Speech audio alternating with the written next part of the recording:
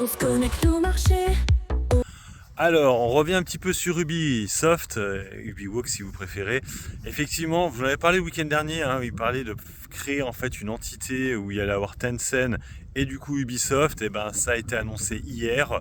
C'est validé, hein, donc Tencent et Ubisoft vont créer quelque chose pour mettre en fait les grosses licences des jeux Ubisoft. Alors, le gros problème que je trouve, alors sur le court terme, c'est une bonne nouvelle pour l'actionnaire parce qu'il n'y aura pas d'AK.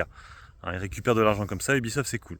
La mauvaise nouvelle, c'est qu'ils vendent un peu les bijoux de famille. Alors, ils gardent quand même 75% pour l'instant, mais là Tencent a déjà 25%. Hein. Alors je rappelle qu'il y a déjà 10% du capital d'Ubisoft, et en plus du coup il a en plus 25% de ça. Ça veut dire qu'en fait ils ont même plus que 25% parce qu'ils ont 9% d'Ubisoft, Ubisoft détient 75%, et en plus ils ont 25% de la nouvelle entité, Ubisoft gardant 75% du reste. Et le truc il est là, c'est que pour l'actionnaire en fait, avant quand les jeux marchaient bien, et ils touchaient 100% chiffre d'affaires, maintenant vous n'aurez plus que 75%.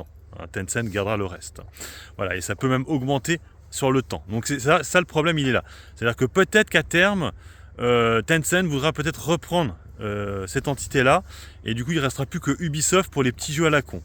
Donc ça c'est vrai que c'est problématique, et on le voit, le marché, ça a acheté la news, on a pris 10%, je pense que le fait qu'il n'y aura pas d'AK, ça c'est une bonne nouvelle, mais sur le long terme ça reste compliqué, c'est pour ça qu'elle ne monte pas plus que ça. On va attendre quand même l'arrivée des US, mais bon, le problème c'est que Tencent, vous le savez, il est blacklisté aux US.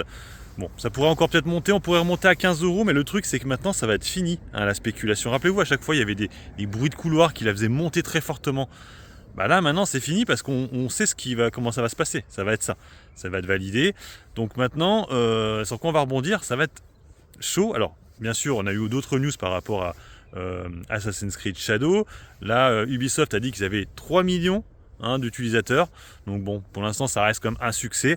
Attention quand même à la concurrence qui va arriver avec la suite de Toshima, là, vous savez, le jeu japonais produit par Sony. Alors je sais pas quand est-ce qui va arriver, mais déjà au Japon, je vous mets là aussi, les ventes s'effondrent du jeu Assassin's Creed Shadow.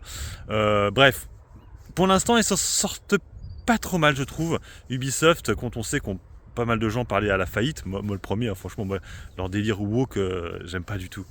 Après, je joue pas plus que ça aux jeux Ubisoft, mais en tout cas, c'est plutôt bien pour l'actionnaire qui remonte un peu la pente, mais on est encore très loin des 20€, et encore plus des 30€. Ça va être très difficile de retourner à ces niveaux-là, les 30€, à cause de cette histoire de joint venture là pour les grosses licences, parce que automatiquement l'actionnaire touchera moins d'argent. Voilà, j'ai fait le point un peu sur ce dossier Ubisoft qui prend quand même 10% aujourd'hui suite à la news. Allez, sur ce, je vous laisse, bon investissement, bon trade, ciao ciao.